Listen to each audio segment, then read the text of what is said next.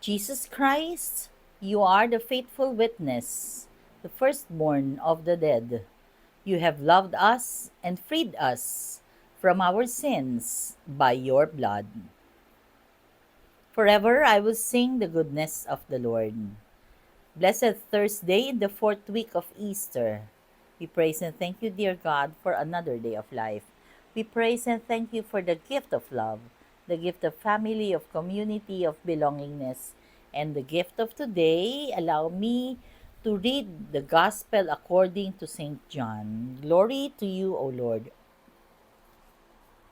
When Jesus had washed the disciples' feet, he said to them, Amen, amen, I say to you, no slave is greater than his master, nor any messenger greater than the one who sent him. If you understand this, blessed are you if you do it. I am not speaking of all of you. I know those whom I have chosen.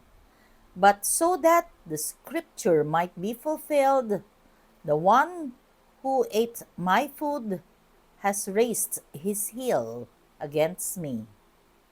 From now on, I am telling you before it happens, so that when it happens, you may believe that I am. Amen, amen, I say to you, whoever receives the one I send receives me, and whoever receives me receives the one who sent me. The Gospel of the Lord. Praise to you, Lord Jesus Christ. Napakagandang pagnilayan nito, no?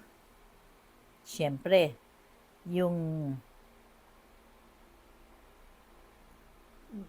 the reminder for us in today's gospel is about humility.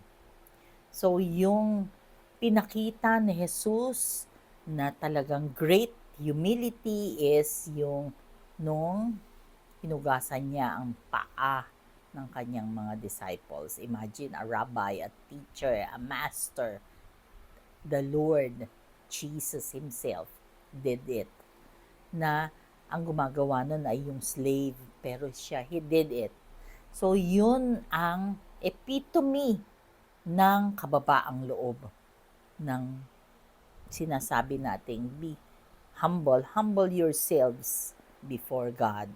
So, ano ang reminder sa atin is that we can also wash each other's feet. Wash, as in matalinhaga. Of course, it's not literal, or maybe literal, pero ang totoo nun is we serve each other. I am for you, you are for me. So, walang exclusive, lahat inclusive. Walang akin lang, atin ito. Anong ibig sabihin? Hindi ba malinaw na walang sinabi malinaw sa ating ebanghelyo na no slave that is greater than his master. So, tayo ay pinapakita lamang na tayo ay susunod sa pinag-uutos sa atin. Kaya nga ako, kahit na anong sabihin, I give due respect doon sa taong nakaupo na ahead sa akin. Yun ang unang-una. Why? Pag dumating ka sa point na ikaw naman ang nakaupo, di syempre, re-respetuhin ka rin nila. Ganun talaga. So, I give due respect to those who are in position. And that is respect, obedience, and of course, humility. Hindi pa pwedeng magbida-bida ka. Ang sabi nga ni Father Glenn dyan ay overstepping. Hindi pwedeng pantay-pantay. Pag may leader, ay kumonsulta ka sa leader. Ganon.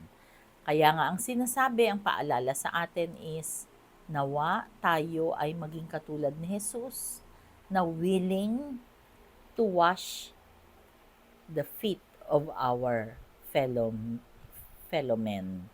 And that is how He showed His humility and His service. Nawa ito ay maging paalala palagi sa atin na kung si Jesus nga, He humbled Himself, diba? Even to the point of washing the feet of His disciples. Tayo pa kaya? Diba? Let us pray. Lord God, we are sorry for our sins, either of commission or omission. We pray for healing of those who are sick, those who are requesting for prayers, those who are praying with us right here, right now, and those whom we promise to pray for. Panginoon, be with us always and in all ways, dear God, and allow your presence in our lives to manifest. All this we pray in your mighty name through the intercession of our blessed Mama Mary. Amen and amen.